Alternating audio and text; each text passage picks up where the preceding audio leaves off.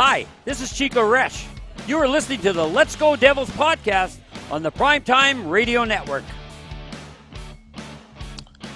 Happy Devils Sunday! This is Game Day Live, coming to you live from the Primetime Radio mobile studios, somewhere in beautiful New Jersey. I'm your host, Sam Wu, here with Vinnie Parisi, Pucks and Pitchforks blog contributor, streaming live on Facebook Live, YouTube Live, Twitter Live, and Twitch on the Primetime Radio Network as the Devils are taking on the St. Louis Blues today at Prudential Center. Vinny, it's been a tough couple days for me. Losing to the Rangers, despite Nico Dawes playing, I think, very well. But still, it still stings that we lost to the Rangers last Friday night. Yeah, that wasn't fun. Dawes played awesome, but so did Igor Shesterkin, the goalie for the New York Rangers. And it pains me to admit that the New York Rangers have another all-time great goalie. I mean, maybe. All-time great might be pushing it. We'll see. He definitely has that potential. Igor Shesterkin's amazing. He's going to win the Vezina Trophy in June or July, whenever the NHL awards are this year. He showed what he can do against the Devils. It took a brilliant play by Nico Hischier to even beat him once, and a different brilliant play by Nico Hischier didn't even come to fruition because Shesterkin was able to get out the pad. And he just kept making great save after great save. Nico Dawes also played great, but the Rangers got that extra goal, and it allowed them to pick up the later goal. And, you know, I would just have loved to see how that game would have went if Shesterkin didn't make that save on Hischier early in the game, which allowed the Rangers to, you know, feel good about themselves. And I believe in that kind of stuff in hockey. So, you know, it was a good game for the Devils. You know, they lost. Losing to the Rangers stinks. But if they match that same type of game today against the St. Louis Blues, I think they'll give themselves another chance to win. I really do. Yeah, and like I said on Devils After Dark, that the Devils and Rangers were both in a process 5 years ago. Even the Rangers, they sent a letter out to the season ticket holders saying, look, it's not going to be a great trade deadline. We're going to tear it down. Be patient. But we promise you that we're going to get there. But we want to take our time now. Then suddenly, Tom Wilson comes into the picture, and all hell broke loose. And it's almost like it was a wake-up call, and then instead of keeping on the path that they were of filling the pipeline, they decided to beef up and fire their entire management, coaching staff, and put Chris Drury in, who, by the way, I think is very good. I don't think that's a bad choice. But you're not sticking to the plan, and right now you're benefiting the fruits of it. But who knows how long this will last, if it's sustainable next 3 to 5 years. Whereas the Devils, yeah, they've had their problems. And it sucks that your rival is doing very well after their rebuild. But what the Devils are trying to do is they are trying to fill that pipeline and go with their core nucleus. And how old's Nico Hischier and Jack Hughes? They're under 25, but they seem like they've been playing with the team long enough. So I think right now, with the Devils, slowly but surely it'll start to come together. And Amanda Stein reported saying that Lindy Ruff says that Miles Wood could be back practicing in 7 to 10 days. We haven't heard that name in a while, Vinny. Yeah, we haven't heard that name in a while. I agree with what you said. Outside of Fox and Shesterkin, what young players on the New York Rangers are like the future there? Lafreniere and Kakko, yeah, they're talented players, but they haven't taken that next step yet. Like we've seen Hughes and Hischier take, and Bratt and Mercer, like we hope Mercer will. They beat the Devils on the back of Zibanejad and Kreider. I know Hedel had a goal, but it was Hedel's second or sixth goal of the season. They were hoping he'd have 16 goals by this point in the season. So, I think Hedel's a very good player, but is he going to ever take that next step to becoming, one of their star players? But, Zibanejad and Kreider, are they going to be scoring 25 to 30 goals next season or the year after that or the year after that? No. Do I think Jack Hughes, Nico Hischier will be? Yes, I do. So they do have each team has like different parts of their team that are set to go. Like the Rangers on the back end with Fox and some of the guys they have in the pipeline, and then Shesterkin's going to be their goalie for the next decade, you would think.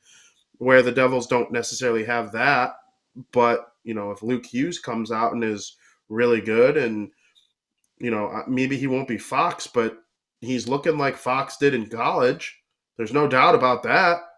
Fox is one of the great college defensemen of all time, and Luke Hughes just had an all-time great freshman year. So what's he going to do next year in his sophomore year? He probably won't play all 4 years like Fox did, but the Rangers, they are going to be good this year, next year, and maybe the year after that. I'm not sure about their long-term rebuild. I'm just not. And maybe they'll prove me wrong, and Lafreniere will be a 100-point guy. It's possible, but I'm just not seeing it right now.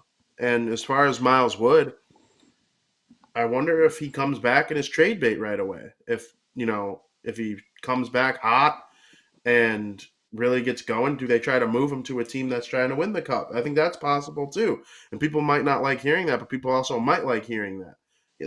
Miles Wood and Damon Severson, by far the two most polarizing Devils players in the last 10 years. There are people that don't like Nico Hischier, but that's nonsense to me. I ignore those people completely. I'll take Nico arguments. Hischier. Yeah, First off, you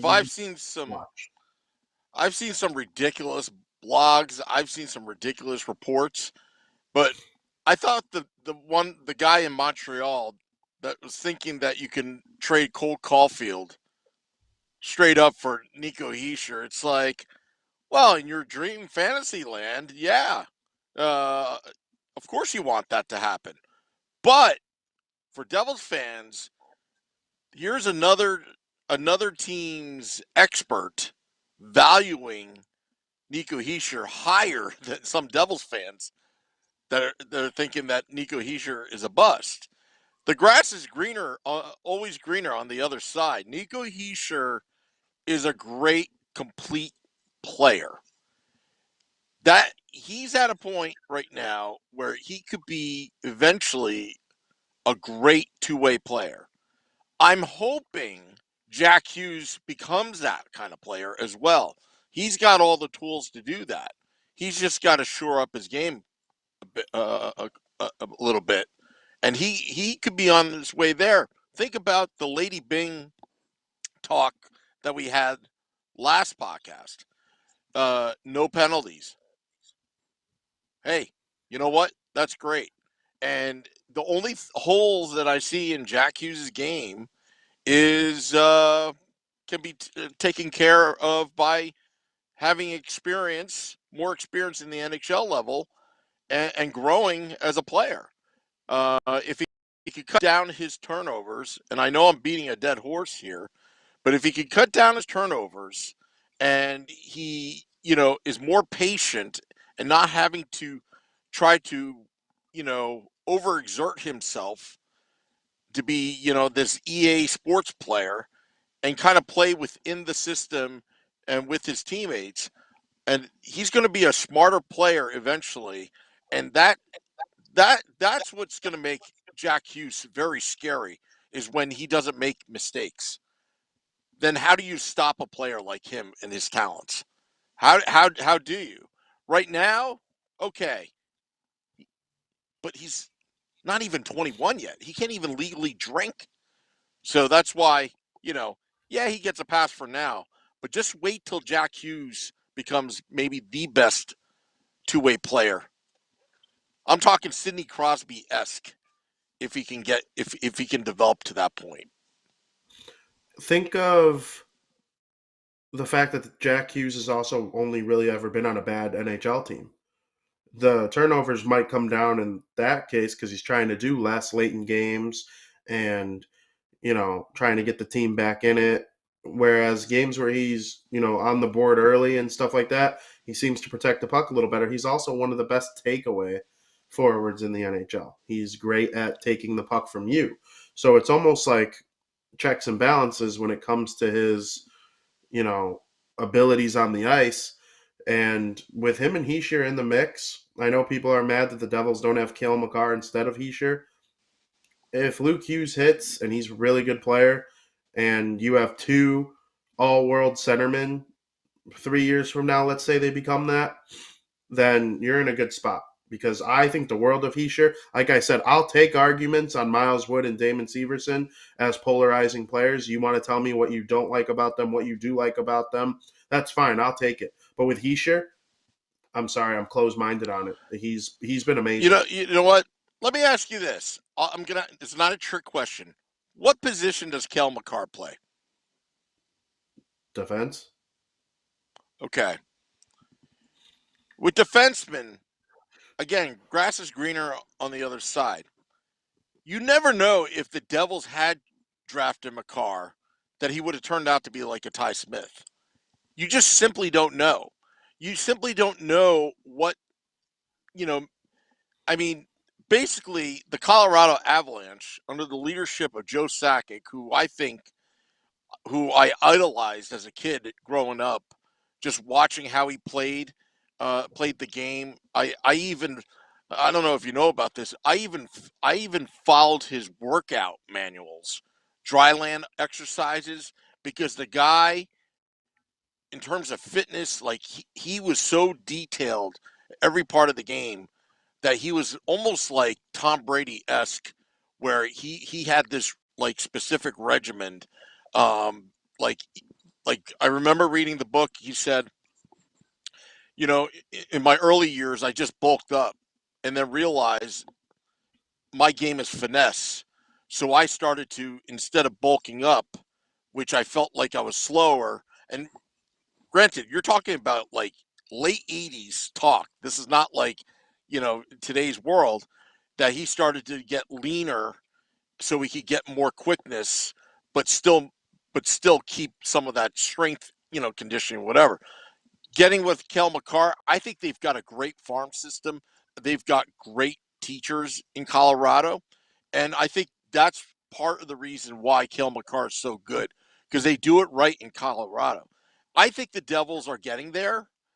You can't say if the Devils draft a Kel Makar, he could be great. I don't know. He's a great player, but you don't know how his development could have been, with the New Jersey Devils. I mean, Severson took a while before he, got to where he is, today.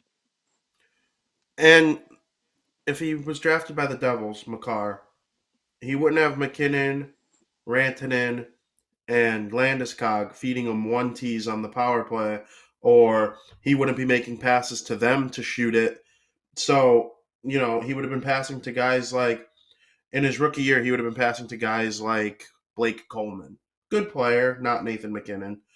Kyle Palmieri, the final days of Taylor Hall. Like, yeah, all pretty good players, but like he wouldn't have had those all-world players that there exist in Colorado. I mean, Gabriel Landeskog just scored his 30th goal of the season last year. Gabriel Landeskog. He's going to, like, maybe start seeking down 40 goals. And he was always considered, like, the fifth best player on that team or fourth best player on that team. This year, he's probably been the fifth best player on the team because Kadri's had such an outstanding season. And a 30-goal scorer is your fifth best player? Really? Like, the Colorado Avalanche, they got all the pieces to help make Cale Makar successful and help get the most out of everybody. The Devils are still trying to build that. Luke Hughes could be walking into a situation where he has Jack Hughes, Nico Hischier, Jesper Bratt, all like really in their prime, getting this team going. And if that's the case, maybe he sees similar production. Maybe not quite being like a 25 goal scoring defenseman. I'm not saying that, but he has all the ability in the world. So, every team is at a different point. There's nobody I'd rather have. I love Nico Hischier. I think he's a great player, and he does amazing things every time. And sometimes when he was making passes to guys who probably shouldn't be on his line, like a Nathan. I love Nathan Bastian. Don't get me wrong, but he's not Nico Hischier's line material on a Stanley Cup winning version of the Devils. You know, so on the power play, sure, big body in front of the net, hard to move, tips pucks, good hands in tight, but 5-on-5, Nico playing with somebody like Bratt, I think is a really good thing for him. And you got Sharon Govich and Mercer for Hughes. So there are lots of different ways it could go about, but I enjoy this team as constructed for this season. Next year, I want to see, more continuity with the goaltending and this Nico Hischier and this Jack Hughes from the start of the season, not at the end of December, early January. Where would this team be if they Yeah. had Igor Shesterkin in net? Where would the Rangers be if they had Nico Dawes, Mackenzie Blackwood, Jonathan Bernier, John Gillies, and Akira Schmid up to this point? Where would they be in the standings? My guess is they'd be pretty opposite of each other right now. So, but, if Jack Hughes and Nico Hischier can have a good offseason, come into next year with point per game on their mind, and the team is just a better structured team, it could be significantly improved. Yeah, and I just want to get to some of the live chats going on. Little Fireboy made his way from Nova Scotia. He is in New York, en route to. I think he just got to LaGuardia Airport, which, by the way, I should have told. I don't know what the flights are from Canada to New York. Never go to LaGuardia. It is the worst airport in the world. I'm sorry. I should have told them that. I hate going to JFK. I hate going to LaGuardia. Newark isn't that bad, but little Fireboy, we'll have to talk when we meet up at Taj Lounge 973 this Tuesday before the Devils take on the Colorado Avalanche. But you know, getting on to Miles Wood, I'm feeling that the fourth line this year of Bastian, McLeod, or it could be VC, Geertsen, whatever. I think they can be the third line next season, meaning more minutes, more responsibilities defensively. You have to be physical, but you also have to be able to put sustained pressure in the offensive zone. I'm seeing such consistency out of that fourth line that could be a future checking line for the New Jersey Devils. What's your thought on that, Vinny? Yeah, I think when you Do you think do number, you think do you think it's kind of being over evaluating them? I don't think it's over evaluating them. They can be third on the team in ice time as far as a line, but I think they could probably put together a line that has more offensive ability at some point. If Mercer does become a 3C instead of playing on Jack Hughes' wing next year, and you put him with someone like Alexander Holtz, or maybe they make a trade and it's not someone like Tomas Tatar or anything like that, then I could see a line like that being the actual third line and providing just a bit more offense. And that doesn't mean that just because we call it the third line or Amanda Stein writes it third on her little notepad that it's the third most ice time line. But there are a lot of times where the fourth line has the second most ice time, depending on the flow of the game and how it goes. So as long as Jack Hughes and Nico Hischier are the two leading forwards in terms of ice time, I don't care what numbers the lines are. And if a checking line like that with Bastian and McLeod and Miles Wood, I'm all for it. I would love to see it. And if you give them the third Well, most ice time, go for it. I let me rephrase that a little bit because there's the first line, second line, you got your checking line, you got your fourth line. You know, kind of video game style. What I think I'm trying to get at is bigger minutes and playing against top lines. meaning using their physicality, using their speed, because I think Mikey McLeod and Bastion and Miles Wood has some speed for guys that play physical to match them up against top lines of the opposing team. That I think these guys can actually wear them down. I think I think these guys can really put on a physical presence as kind of like the checking line just because they bring so much energy to that. And then once they're off and the second and third lines of the opposing teams on, that's when you exploit them with Jack Hughes or Nico Heischer, whichever line you want to put combination you want to put out there. I also think that there is a possibility that the fourth line could be one of these young stud lines where they are going to put offensive pressure. I don't know. It depending upon what Lindy Ruff wants to do. I think he'd like to run four lines with sustained offensive pressure. But from a defensive standpoint, I think the Devils need to have an identity, and just like in the old days where you had Madden and Pandolfo and Sergei Brelin, which did all the dirty work, that they were shutting down top lines. They were shutting down top lines where when when the A line would go out, they weren't playing the top line, and then they could really exploit. But again, I'm just thinking out loud here because I think the Devils really, when you moving forward, if they can just add a couple veterans, some leaders, to fill out the bottom six, it could be a very complete, four lines that they have moving forward. Yeah, and I like the idea of the team being that deep. And if the fourth line is, I remember there was the year where the Rangers had like a young stud featuring Michael Grabner fourth line. And there was just a skilled fourth line that when they were out there, you had to be on your toes. And Michael Grabner was one of the wings. I can't remember exactly who the center and the other winger were. It might have been Hedel. I can't remember though. Sometimes that works. And as long as the Devils are doing what they can to put their best foot forward, I'm all in. Yeah. Sorry, Vinny. I'm just doing a little tech here. You notice I've been going, full screen on you quite a bit. Your setup looks sweet. Like I'm gonna go full screen again. Yeah, so we're It almost looks all the way moved sweet. in. But yeah, I like the way this looks a lot, actually. So this is going to be the setup Yeah. going forward on all the shows that I do, and yeah, it's pretty cool. Got the little Devils logo Yeah. here over my other shoulder. So Yeah. Just a we're little getting it. little production tip.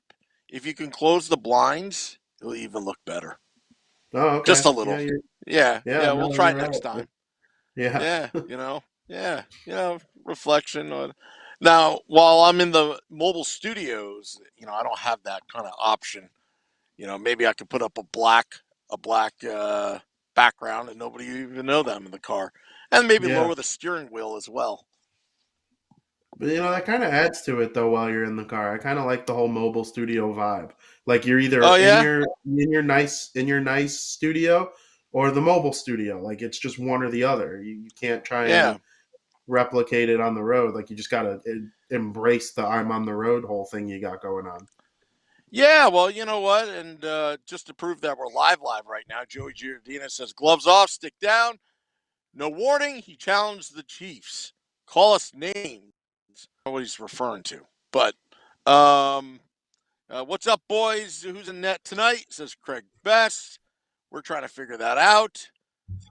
I've been on Twitter as well. Just refresh from the only source that we have It is on the Nico internet. Dawes. Of course, it's Nico Dawes.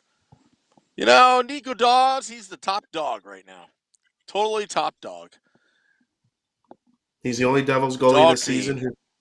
who's got a goals against average under 3. So he's been very good. Wow. Ty Smith is taking warm-ups. Colton White is not, according to Amanda Stein. That's a pretty good indicator that Smith returns this afternoon. Nico Dawes is out on the ice. 4th straight game starting. 5 out of the last 6. That 6th one was the game I was at in Chicago where John Gillies gave up 6 goals. So, yay me. Hey, you know what, Vinny? You just come to New Jersey. We'll figure it out. Just don't go through LaGuardia, okay? Yeah, I'm Promise not me going that. through. I promise you, I'm not going through LaGuardia. Maybe our guy Pete Canarosi can hook me up with some sweet tickets. Yeah, I remember back in the day because I used to go to Seattle to visit my family, and sometimes it would stop at O'Hare.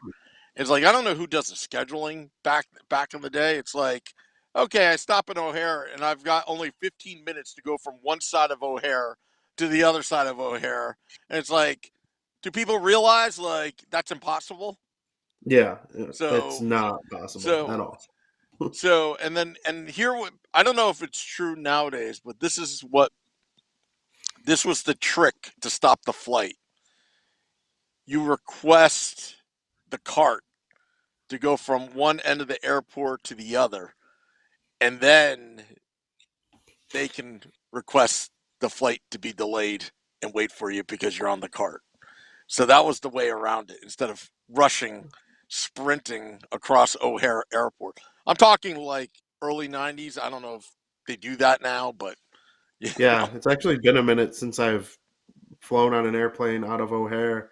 Um, it's a nightmare over there, though. I mean, every airport's a nightmare, but it has its pros and its cons compared to Midway in Chicago. So, O'Hare, Newark, LaGuardia, they all have their pros and cons, while LaGuardia is all cons.